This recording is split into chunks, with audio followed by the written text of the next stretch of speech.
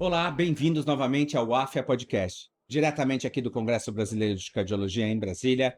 Meu nome é Ricardo Moraes, sou médico, diretor médico aqui da AFIA e tenho a honra de ter comigo a doutora Egli.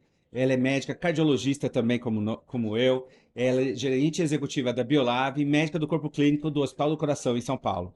E hoje a gente vai falar um tema super relevante, acho que na prática do médico, e que a gente sabe que tem um desafio até mesmo de uso, de adoção ao tratamento, que é deficiência vitamínica. Sim. Uma das deficiências vitamínicas que eu brinco não está tão na moda como a vitamina D, mas que a gente muitas vezes vê na prática, que é a deficiência de vitamina B12.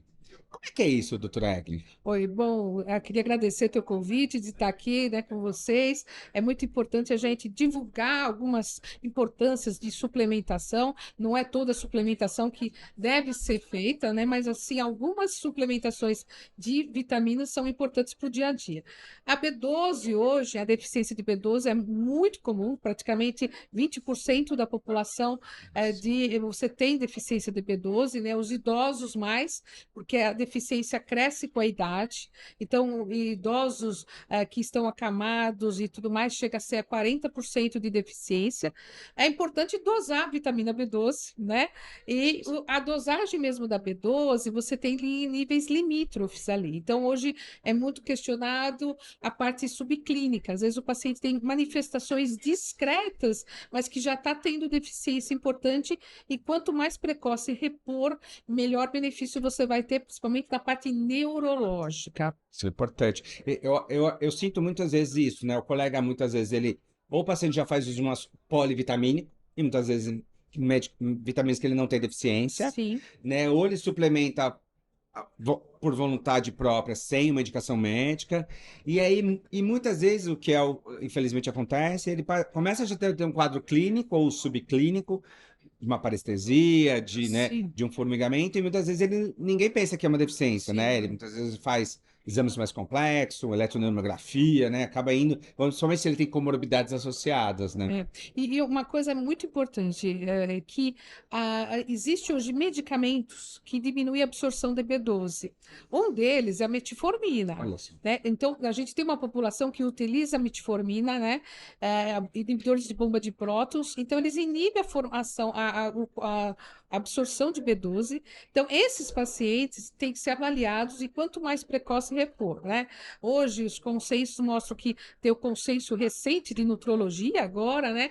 1.000 microgramas de vitamina B12 sublingual, você já consegue ter níveis suficientes de B12. Então, tem que ser avaliado esse paciente, né? Hoje a gente faz vitamina D, B12, né? Ferro, né? Ferritina, mas é muito importante dosar a B12 para a parte de proteção neurológica de pacientes. Ó, esse é um ponto super relevante, porque essa interação medicamentosa, né, no paciente com múltiplas Sim, comorbidades, sim, que faz uso de medicações sim, de doença crônica que nunca vão sair, né? Muitas isso. vezes, uma metformina é um exemplo, e muitas vezes a gente deixa de subtratar, né? É isso. Então, é muito importante a gente falar, os níveis limítrofes é de 300 nanogramas por decilitro acima, mas hoje os consensos estão querendo até 500 para você ter níveis adequados, né?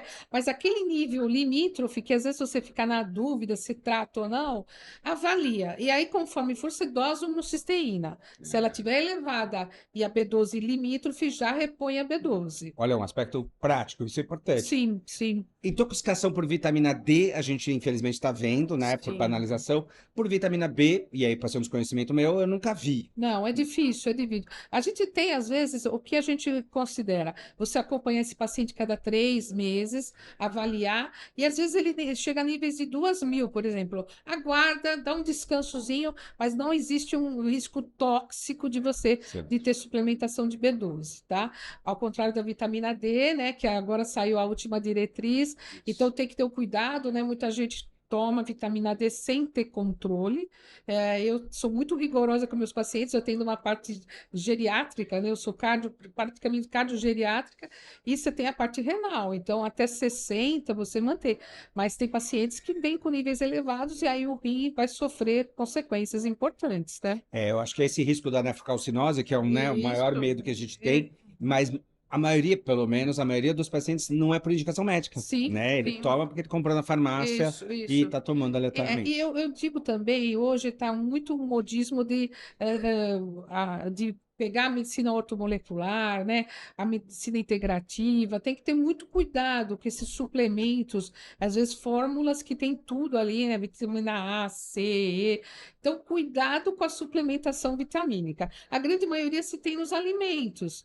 Logicamente, com a idade, você diminui a absorção, mas é importante sempre consultar um médico para avaliar e ver o que você necessita repor. Excelente.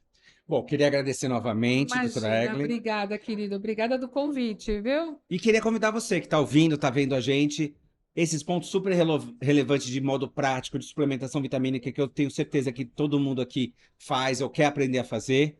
Siga mais, Afia Podcasts. Muito obrigado.